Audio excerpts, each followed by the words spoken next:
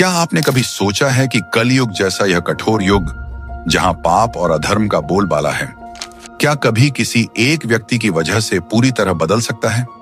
क्या एक साधारण ब्राह्मण परिवार में जन्मा बालक, जो बचपन में शरारती और विद्वान था, अचानक से दुनिया को कृष्ण भक्ति की ऐसी लहर में डुबो सकता है कि लाखों लोग हरे कृष्ण का जाप करते हुए नाचने गाने लगे? क्या आप जानते हैं कि एक युवा पंडित, जिसके पास सांसारिक जीवन की सारी सुख सुविधाएं थीं, क्यों सब कुछ त्याग कर सन्यासी बन गया और भारत भर में घूम घूम कर लोगों को ईश्वर की भक्ति सिखाई? और सबसे चौंकाने वाली बात, क्या यह संत वास्तव में स्वयं भगवान कृष्ण का अवतार था, जो राधा और कृष्ण की संयुक्त भावना में अवतरित हुआ? ये सवाल आपको हैरान कर रहे हैं ना? तो आइए आज हम आपको ले चलते हैं उस अद्भुत संत की कथा में, जिन्हें हम चैतन्य महाप्रभु के नाम से जानते हैं। ये कथा न सिर्फ रहस्यमयी है, बल्कि चौंकाने वाली सच्चाइयों से भरी हुई है, जो आपको अंत तक बांधे रखेगी। चैतन्य महाप्रभु की कहानी शुरू होती है 15वीं शताब्दी के अंत में, जब भारत बंगाल सल्तनत के अधीन था। उस समय बंगाल में नदिया नामक एक शहर था, जो आज पश्चिम बंगाल का नवद्वीप है। यहाँ गंगा नदी के किनारे एक छोटा सा गांव था, जहाँ ब्राह्मण परिवारों की बस्ती थी। इसी जगह पर 18 फरवरी 1486 को फाल्गुन मास की पूर्णिमा की शाम को एक चंद्र ग्रहण के दौरान एक बालक का जन्म हुआ। यह जन्म इतना असाधारण था कि लोग इसे चमत्कार मानते हैं। उस शाम चंद्रमा ग्रहण ग्रस्त था और लोग गंगा में स्नान कर हरिबोल चिल्ला रहे थे। ठीक उसी समय जगन्नाथ मिश्र और उनकी पत्नी शची देवी के घर में एक बालक ने जन्म लिया। इस बालक का नाम रखा गया विश्वंभर मिश्र। लेकिन क्यों? क्योंकि उनके दादा पंडित नीलांबर चक्रवर्ती, जो एक प्रसिद्ध ज्योतिषी थे, ने उनकी कुंडली देखकर कहा कि यह बालक भविष्य में एक महान व्यक्तित्व बनेगा, जो दुनिया का भरण पोषण करेगा। इसलिए नाम विश्वंभर, अर्थात विश्व का भरण करने वाला। लेकिन घर में सब उन्हें नीमाई कहकर पुकारते थे। क्यों? क्योंकि उनका जन्म एक नीम के पेड़ के नीचे हुआ था और उनका रंग वह इतना सुनहरा और चमकदार था कि पड़ोस की महिलाएं उन्हें गौरहरी या गौरांग कहती थीं, अर्थात सुनहरे रंग वाला। क्या यह संयोग मात्र था या कोई दिव्य संकेत?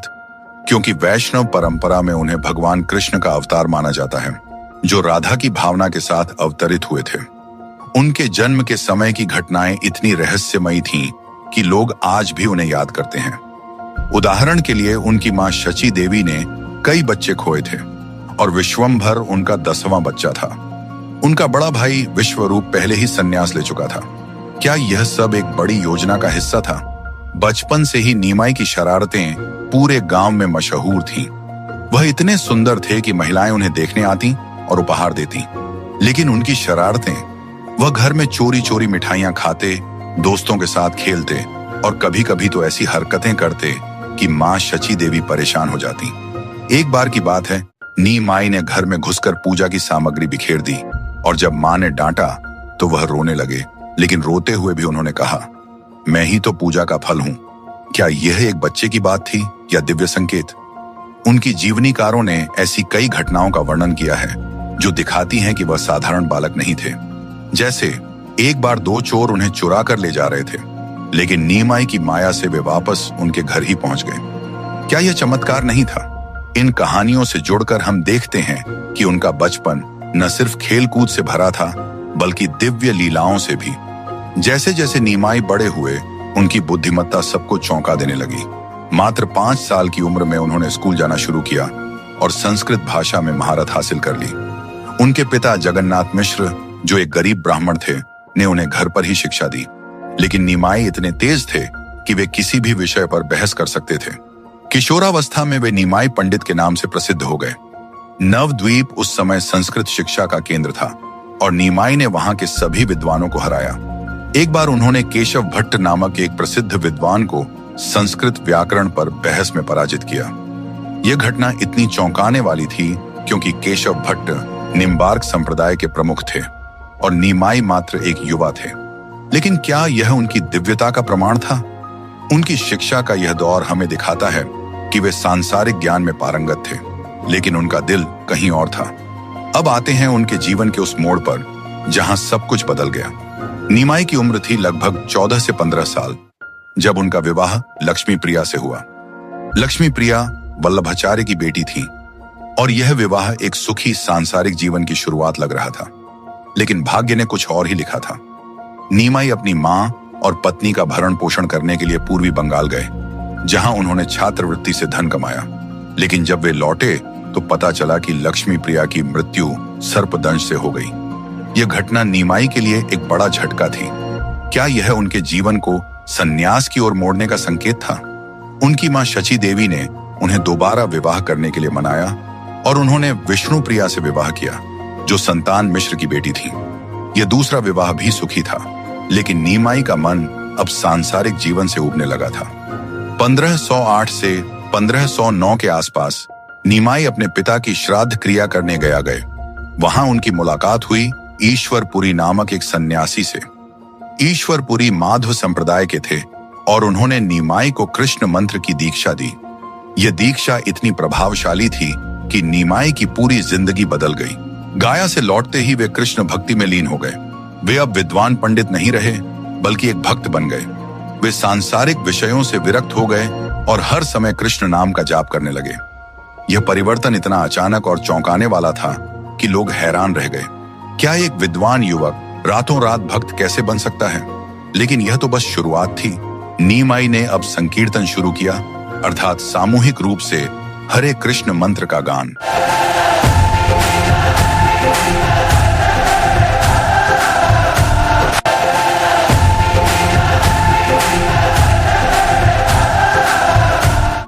उन्होंने अपने घर के पास श्रीवास के आंगन में रात रात भर कीर्तन किए, जहां उनके साथी जैसे नित्यानंद, अद्वैताचार्य और अन्य शामिल होते थे।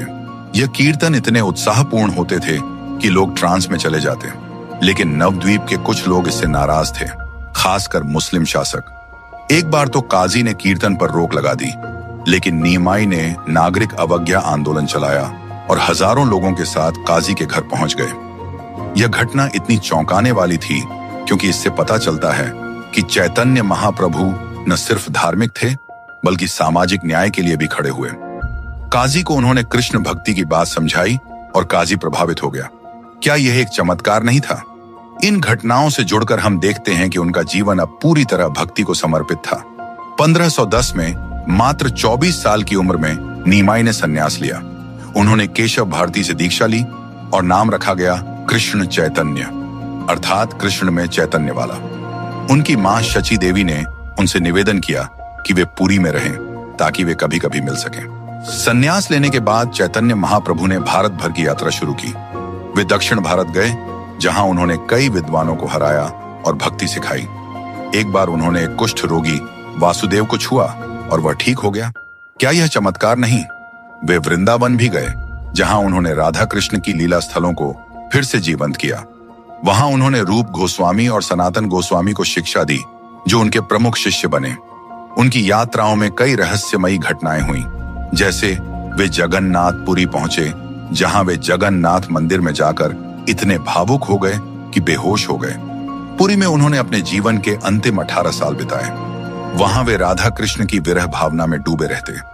उनकी जीवनी में वर्णन है कि वे रात रात भर रोते और कभी कभी उनके शरीर में दिव्य लक्षण प्रकट होते, जैसे लंबे हाथ या सुनहरा चमक। उनके शिष्य स्वरूप दामोदर, राय रामानंद जैसे लोग उनके साथ रहते।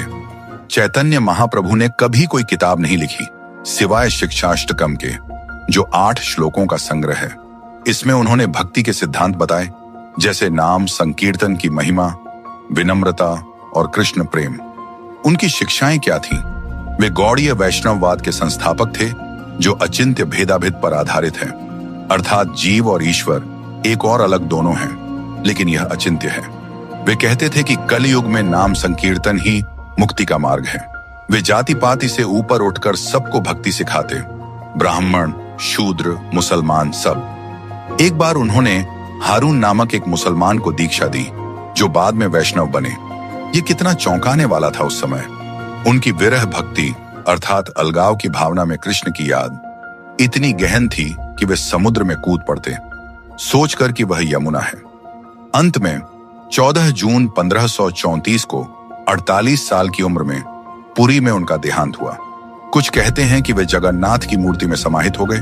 उनकी मृत्यु भी रहस्यमयी थी, लेकिन उनकी विरासत उन्होंने भक्ति आंदोलन को ऐसा फैलाया कि आज ISK चिगोन जैसे संगठन दुनिया भर में हरे कृष्ण गाते हैं। तामेंड शिष्य जैसे जीव गोस्वामी ने उनकी शिक्षाओं को किताबों में लिखा। चैतन्य महाप्रभु की कथा हमें सिखाती है कि सच्ची भक्ति क्या है, वह जो दिल से निकले बिना दिखावे के। चलिए अब गहराई से उनके जन्म की घटनाओं पर नजर डालते हैं। 1486 की उस शाम को जब चंद्र ग्रहण हो रहा था, पूरे नवद्वीप में लोग गंगा में डुबकी लगा रहे थे। हरिबोल की ध्वनि चारों ओर गूंज रही थी। ठीक उसी समय शची देवी को प्रसव पीड़ा हुई। जगन्नाथ मिश्र बाहर प्रार्थना कर रहे थे। बालक का जन्म हुआ और घर में खुशी की लहर दौड़ गई। लेकिन बालक रोया नहीं, वह चुपचाप मुस्कुरा रहा था। महिलाओं ने उसे देखा और कहा, यह तो स्वर्ण जैसा चमक रहा है। नीलांबर चक्रवर्ती ने कुंडली बनाई और कहा, यह बालक वैष्णव धर्म का प्रचारक बनेगा।